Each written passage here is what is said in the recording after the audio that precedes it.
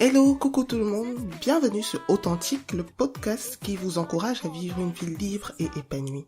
Et aujourd'hui, je vous présente un nouveau format, le coin de Denis, où je vais partager toute seule sur un sujet qui me tient à cœur. Nelly en fera de même de son côté. Je vais vous parler d'un sujet auquel nous sommes tous confrontés un jour ou l'autre. Il s'agit de la tristesse. Gardez l'écoute.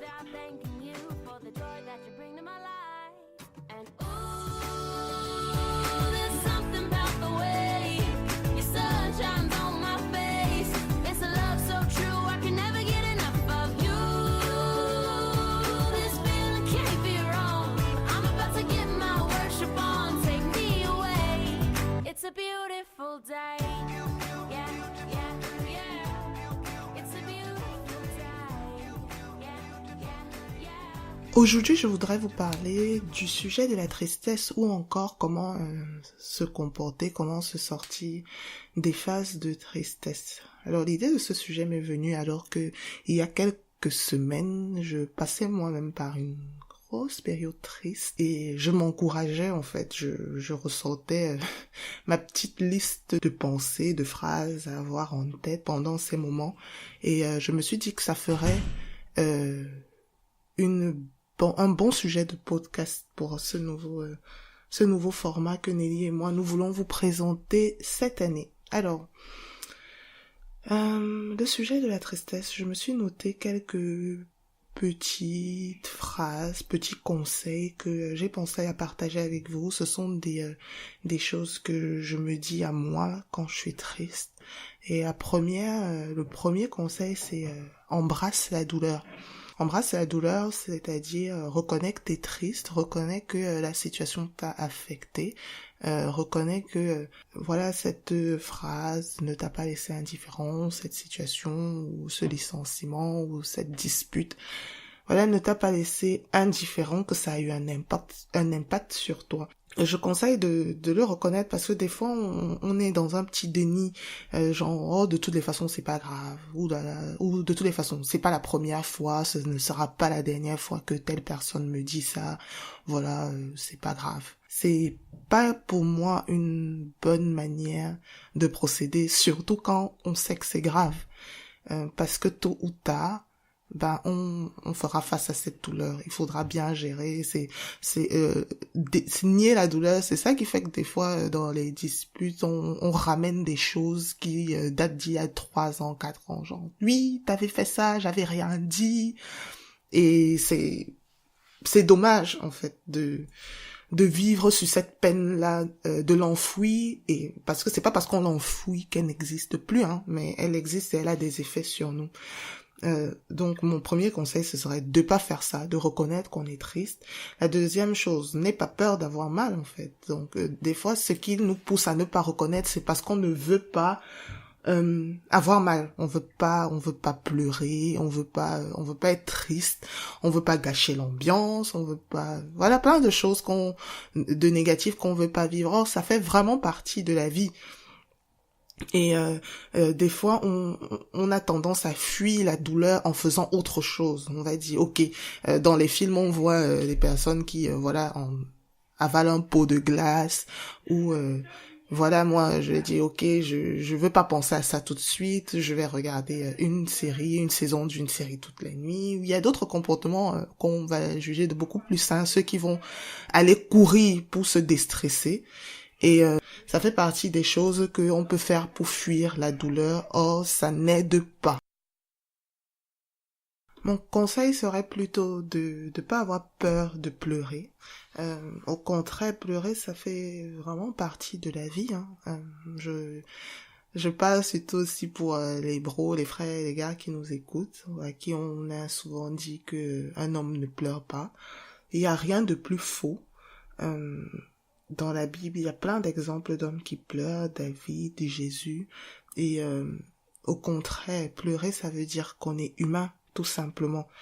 Et ça fait du bien de pleurer, ça soulage notre âme, je pense. Après, je sais pas ce que les autres en diront, mais je pense que ça soulage de pleurer. Un autre conseil que je donnerais, ce serait vraiment d'en parler. ne pas vivre, porter le poids de sa tristesse, de sa douleur tout seul, mais vraiment d'en parler à des amis ou à la famille. C'est important parce que ça nous permet de partager ce poids, ça nous permet d'avoir de la perspective sur notre propre situation, ça nous permet d'avoir une oreille attentive, à défaut de solution, hein, ce n'est pas toujours pour avoir une solution, mais même un câlin, ça peut aider à désamorcer notre tristesse, ou voilà, juste une oreille attentive. J'ai une bonne amie qui, des fois, quand je l'appelle et je partage une situation triste ou de blues, elle dit, prie, pleure un bon coup et demain ça ira mieux. Il y a rien, il y a rien en soi de je sais pas moi, de réconfortant dans ce qu'elle dit, mais n'empêche que ça aide de savoir que on est écouté et qu'il y a quelqu'un qui sait qu'on est triste. Et c'est important aussi de partager parce que on vit dans une société où on est vraiment submergé par les réseaux sociaux, et sur ces réseaux, tout le monde ne présente que les aspects positifs de sa vie, ses joies, ses succès, tout ce qu'il y a de réjouissant. Et des fois, être soumis à tout ça renforce encore le sentiment de tristesse et de solitude par lequel on passe, alors que ce n'est pas la vraie vie. Et c'est pour ça, pour moi, que c'est d'autant plus important de se connecter à de vraies personnes qui traversent de vraies choses et de parler à quelqu'un et de pas s'isoler dans sa bulle. Parler aussi, ça rend la solitude. Il y a plusieurs personnes qui peuvent se retrouver aigries ou tristes ou blessées encore par des gens parce que quand ils ont été tristes ou affectés par une situation, ils n'ont pas reçu de l'aide. Mais ils n'ont peut-être pas reçu de l'aide parce qu'ils n'ont pas communiqué sur la tristesse ou la situation par laquelle il passait, et ça a encore renforcé ce sentiment de vivre seul, et du coup c'est pour moi plutôt un effet pervers, et je conseillerais vraiment d'en parler. Ça n'a pas plus de vertu que de pouvoir, ça n'apporte pas plus de vertu que de pouvoir s'en sortir des phases de tristesse seul. Un autre conseil que je donnerais, c'est de tout mettre en perspective. La perspective aussi, c'est vraiment ce qui nous sort de notre tristesse. On a l'impression que l'événement qui nous arrive est vraiment majeur, qu'on ne peut pas s'en sortir. Mais Seigneur, comment c'est possible? Comment ça m'est arrivé? Et l'une des clés, en tout cas moi, ce qui m'aide beaucoup quand je suis triste, c'est de mettre en perspective, c'est de se dire que cette tristesse, quelle qu'elle soit, elle ne sera peut-être pas là demain ou après-demain, que le meilleur est à venir, comme j'aime beaucoup dire. Et c'est aussi une vision biblique des choses. Ce verset de Romains 8:18, moi, m'aide beaucoup. C'est un verset sur lequel je m'appuie beaucoup quand je suis triste. Il dit tout simplement que j'estime que les douleurs, que les souffrances du temps présent ne sauraient être comparées à la gloire à venir qui sera révélée pour nous. Et en fait, c'est Paul qui dit que quels que soient les événements par lesquels on passe, du simple fait qu'on les vit sur cette terre, déjà ils sont passagers, et aussi il y a beaucoup plus grand. Donc rien ne saurait voler la joie que j'ai d'être enfant de Dieu. C'est une réalité que je vis profondément et qui fait que même quand je suis hyper triste, une source de joie demeure, c'est que je suis enfant de Dieu, et je vous encourage, à vous aussi, si vous êtes triste, vous êtes chrétien, c'est l'espérance qu'on a en fait de se dire que quelle que soit la pire situation par laquelle on passe là actuellement, on a un trésor encore plus grand. C'est celui d'être enfant de Dieu. Et c'est vraiment pour moi le plus important, le trésor le plus cher que j'ai, qui me console aussi. C'est quelque chose qui me console. Un autre conseil vraiment, c'est croire au pouvoir du temps. Comme je le disais, c'est que un petit pas à la fois. Demain ira mieux qu'aujourd'hui, après-demain encore mieux que demain, et ainsi de suite. Donc de se dire que d'une façon ou d'une autre, ça ira mieux. Le meilleur est à venir. Je l'ai déjà dit, je le redis encore, et c'est vraiment ce que je me dis. Ce n'est pas la méthode Coué, c'est vrai. C'est le Seigneur qui le dit. Et voilà, c'est les conseils que je pouvais vous donner. Donc, en résumé, de pas fuir la douleur, de la reconnaître, de pas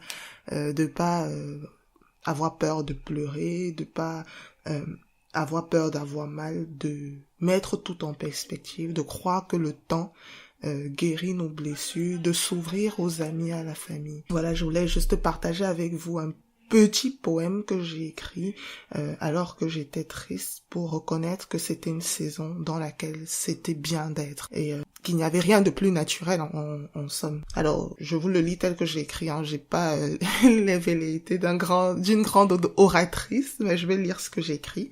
Et c'est en anglais, donc désolé. It's time to grieve, it's time to let go of my dreams, it's time to let go of my plans, it's time to cry, it's time to be sad, it's time to grieve.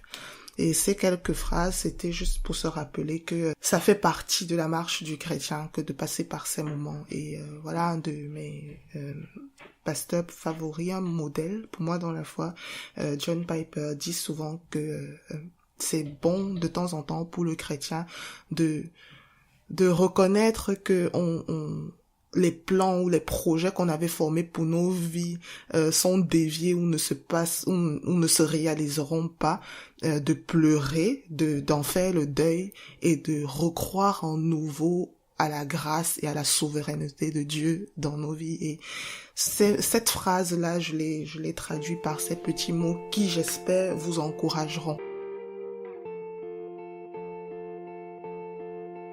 They say sometimes you win some, sometimes you lose some. And right now I'm losing bad. I've stood on this stage night after night, reminding the broken it'll be alright. But right now, oh right now I just can't. It's easy to sing when there's nothing to bring me down. But what will I say when I'm held to the flame like I am right now?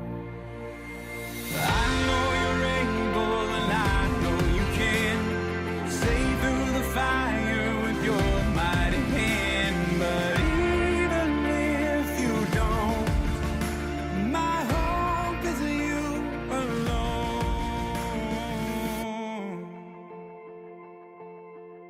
Ça m'a fait très plaisir de partager ces petits conseils avec vous.